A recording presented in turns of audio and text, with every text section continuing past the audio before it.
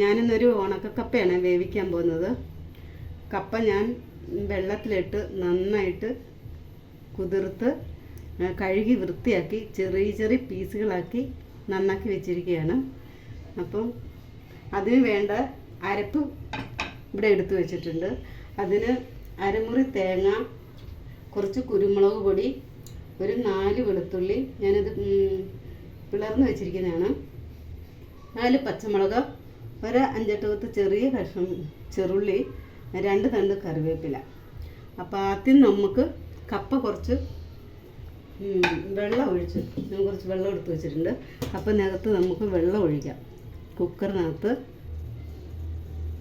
വെള്ളം ഒഴിച്ച് നമുക്ക് അടുപ്പത്ത് വെച്ചിട്ട് ഒരു 7 വിസിലടിക്കണം. ആദ്യം നമുക്ക് അടുപ്പത്ത് വെക്കാം.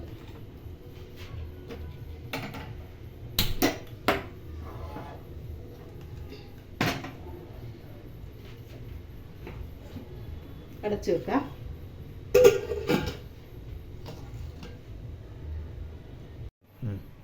ഏഴ് വിസിലടിച്ചു. ഇനി നമുക്ക് കപ്പ വെന്തോന്ന് നമുക്ക് ഓപ്പൺ ചെയ്ത് നോക്കാം.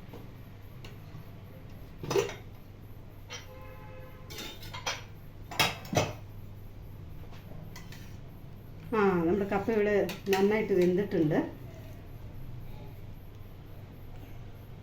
വെള്ളം ഊറ്റുന്നത്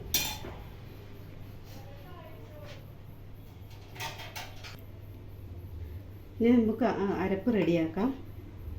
ആദ്യം തേങ്ങ ഇടാം.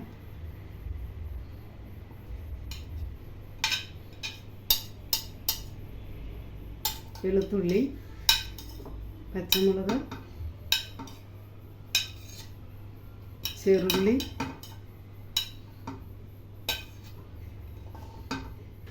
കുരുമുളക് പൊടി. മുമ്പ് ഞാൻ ഒരു കാര്യം പറഞ്ഞു, മഞ്ഞൾപ്പൊടി ഇടുന്ന കാര്യം പറഞ്ഞില്ല, അത് വിട്ടുപോയി.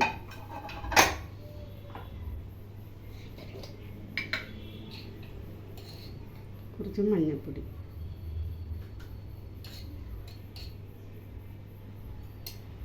നമുക്കിത് ഒന്ന് അരച്ച് കൊണ്ടുവരാം.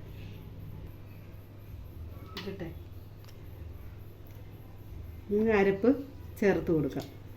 ഇത് തേങ്ങ ഒന്ന് ഒതുക്കി എടുത്താൽ മതി, ഒത്തിരി അരഞ്ഞു പോകരുത്.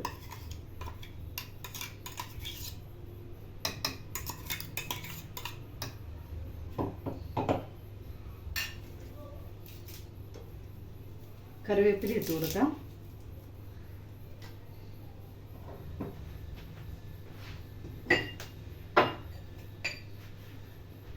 ഉപ്പ് ആവശ്യത്തിന്.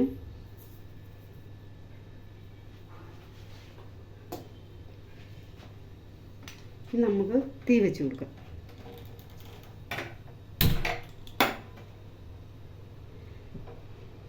ഈ അരപ്പിനെ ഒന്ന് ചൂടായി വരട്ടെ. അടച്ചു വെച്ച് കൊടുക്കാം.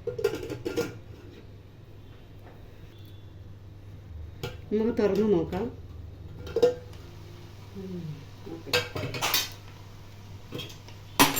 ഇനി നമുക്ക് ഒരു ലേശം പച്ച വെളിച്ചെണ്ണ ഒഴിക്കാം. ഇനി ഇളക്കി കൊടുക്കാം.